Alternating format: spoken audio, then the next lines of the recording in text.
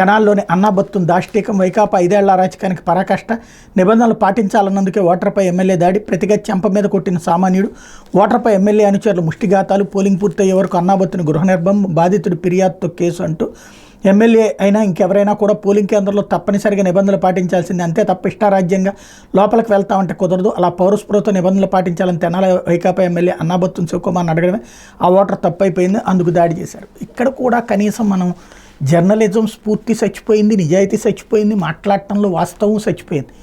MLA అభ్యర్థులు మిగతా వాళ్ళందరూ క్యూ లైన్లో నుంచి ఓటేశారా?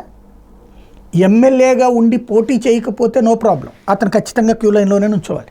అతను ఎమ్మెల్యేతో పాటు ఇప్పుడు అభ్యర్థి ఒక పోలింగ్ బూత్లో నుంచుని ఓటేయడం ఆంధ్రప్రదేశ్లోనే కాదు భారతదేశంలో ఎక్కడన్నా చూసామా?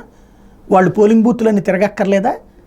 అతను చదువుకున్నోడు కానీ అర్ధజ్ఞానంతో ఆ మాట మాట్లాడాడు.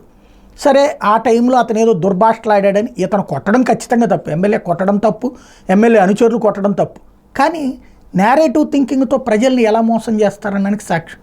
ఎమ్మెల్యేను క్యూ లైన్లో నుంచోమన్నాడట. ఎట్లా నుంచుంటాడు ఎమ్మెల్యే క్యూ లైన్లో? నుంచుంటే ఇంకా మిగతాది నియోజకవర్గాలను ఏం చేస్తాడు అతను? ఏ ఎమ్మెల్యే అట్లా క్యూ లైన్లో నుంచున్నాడు? పోనీ తెలుగుదేశం పార్టీకి సంబంధించిన 23 మంది ఎమ్మెల్యేలు ఎవరన్నా క్యూ లైన్లో నుంచుని ఓటేశారా?